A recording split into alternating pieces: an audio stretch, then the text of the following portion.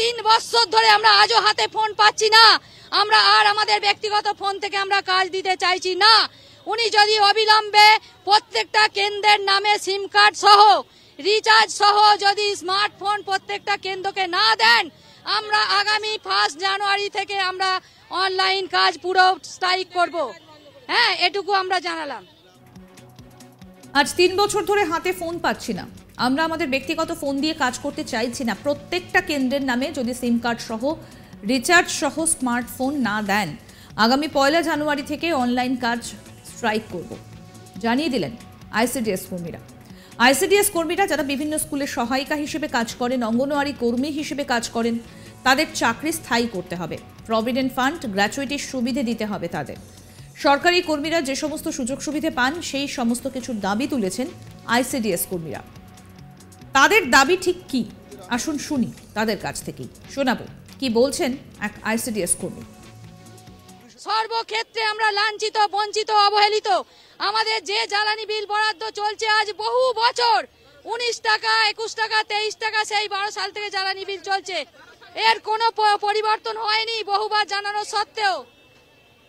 যে ছোট্ট ছোট্ট শিশুগুলোর মুখে আমরা খাবার তুলে দিই, সেই খাবারগুলো কমপ্লিট সেদ্ধ হওয়ার জন্য যে জ্বালানিটা প্রয়োজন সেই জ্বালানি বরাদ্দ করা হয়নি। সেখানে একটা ঘাটতি। এবং বাজার দর কি উনি জানেন না? মুখ্যমন্ত্রী বা আমাদের বিভাগীয় মন্ত্রী কি জানেন না? ডাইরেক্টর ম্যাডাম জানেন না? উনি কি বাজার দোকানে সম্বন্ধে ওয়াকিবহাল নয় যে এই বাজার দরে কিভাবে চালানো যায়? 19 টাকা, 21 টাকা এবং 23 টাকা জ্বালানিতে বেনিফিশিয়ারি অনুপাতি সর্বহাই জ্বালানি বরাদ্দ আছে 23 টাকা। সেই জ্বালানিতে আমরা বাচ্চাদের পরিপূরক পুষ্টিটা রান্না করে দিতে পারি না, আমাদের বহু অসুবিধা হয়।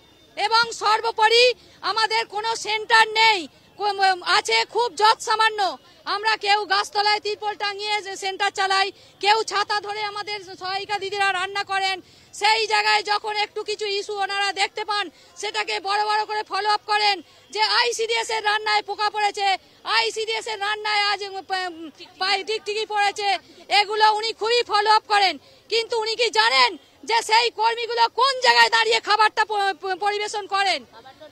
এবং আমরা চাই, ওনার কাছে আমাদের দাবি, অবিলম্বে আমাদের জ্বালানি বিল বরাদ্দ বাড়ানো হোক, আমাদের সরকারিকরণ করানো হোক এবং সবচেয়ে পরিকাঠামোটা প্রত্যেকটা কেন্দ্র যেন নতুন হয়, এই ব্যবস্থা নিতে হবে।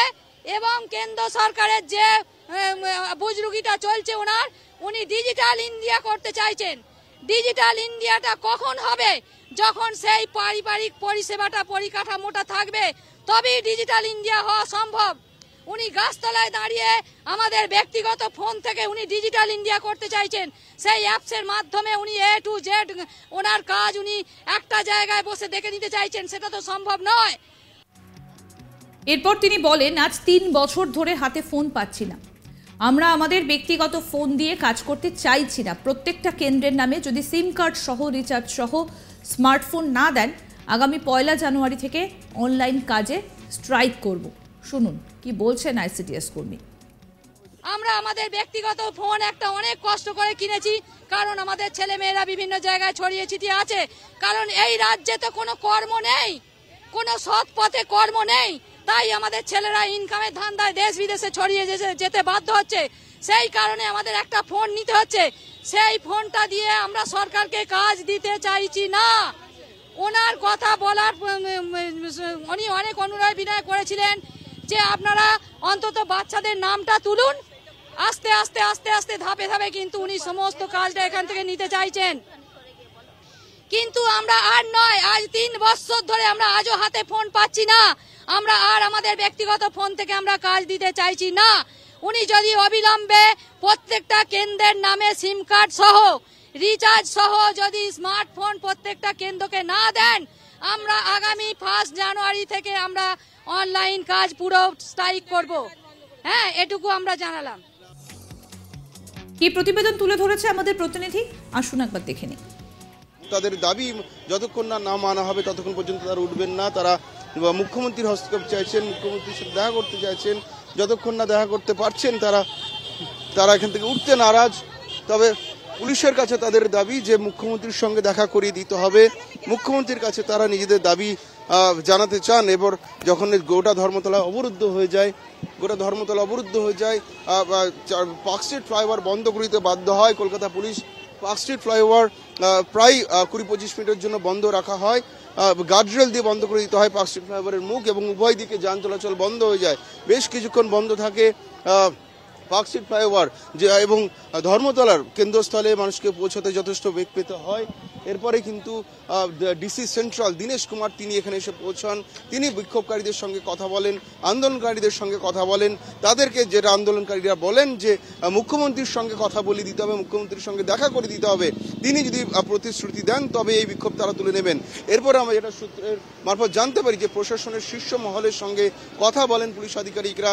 ডিসি সেন্ট্রাল দীনেশ কুমার তিনি নবান্নের শীর্ষ আধিকারিকদের ফোন করেন, তিনি বিষয়টি সম্পর্কে অবগত করেন, তিনি কলকাতা পুলিশ কমিশনারকে এই বিক্ষোভ সম্পর্কে অবগত করেন এবং নবান্নের শীর্ষ স্তরের সঙ্গে কলকাতা পুলিশ লালবাজারের শীর্ষ কর্তাদের কথা হয়। কিন্তু এরপরে পুলিশের তরফে বলা হয় যে তাদেরকে অ্যাপয়েন্টমেন্ট নিয়ে আসতে, নির্দিষ্ট অ্যাপয়েন্টমেন্ট বা অনুমতি ছাড়া কিন্তু মন্ত্রীদের সঙ্গে দেখা করানো সম্ভব নয়। কিন্তু তারপরেই ফের বিক্ষোভে ফেটে পড়েন আন্দোলনকারীরা। তারা পরিষ্কার জানিয়ে দেন যে যতক্ষণ না মুখ্যমন্ত্রীর হস্তক্ষেপ করছেন বা কথা বলছেন তারা কিন্তু এখনো আন্দোলন তুলে নিতে রাজি নন।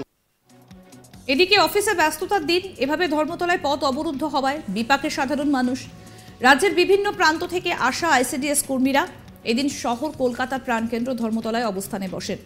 ডোরিনা ক্রসিংয়ে রাস্তার ওপর বসে পড়েন তারা। রীতিমতো বিক্ষোভ দেখাতে থাকেন আইসিডিএস কর্মীরা।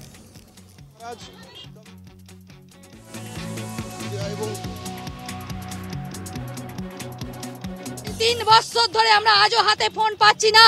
আমরা আর আমাদের ব্যক্তিগত ফোন থেকে আমরা কাজ দিতে চাইছি না। উনি যদি অবিলম্বে প্রত্যেকটা কেন্দ্রের নামে সিম কার্ড সহ রিচার্জ সহ যদি স্মার্টফোন প্রত্যেকটা কেন্দ্রকে না দেন, আমরা আগামী 1 জানুয়ারি থেকে আমরা অনলাইন কাজ পুরো স্ট্রাইক করব। হ্যাঁ, এটুকু আমরা জানালাম। 3 বছর ধরে হাতে ফোন পাচ্ছি না, আমরা আমাদের ব্যক্তিগত ফোন দিয়ে কাজ করতে চাইছি না। প্রত্যেকটা কেন্দ্রের নামে যদি সিম কার্ড সহ রিচার্জ সহ স্মার্টফোন না দেন, আগামী 1 জানুয়ারি থেকে অনলাইনে কাজ স্ট্রাইক করব, জানালেন আইসিডিএস কর্মীরা।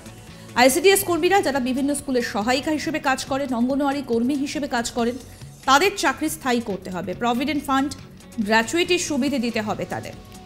সরকারি কর্মীরা যে সমস্ত সুযোগ সুবিধে পান সেই সমস্ত কিছুরই দাবি তুলেছেন আইসিডিএস কর্মীরা। তাদের দাবি যে তারা সব ক্ষেত্রেই লাঞ্ছিত, বঞ্চিত, এবং তাদের বক্তব্য যে তাদের মিনিমাম যে জ্বালানি প্রয়োজন খাবার সেদ্ধ করার জন্য, সেই জ্বালানিও তাদের জন্য বরাদ্দ করা হয় না এবং কোনো সেন্টার তাদের নেই। কেউ গাছতলায় তো কেউ ছাতা ধরে রান্না করে। আরও আপডেট পেতে আজ তাক বাংলার ইউটিউব চ্যানেল সাবস্ক্রাইব করুন, নোটিফিকেশন পেতে বেল বাটন অপশন প্রেস করুন। এই ভিডিও সম্পর্কে আপনাদের মতামত জানান, কমেন্ট করুন, শেয়ার করুন, হোয়াটসঅ্যাপে ফলো করুন আজ তাক বাংলা।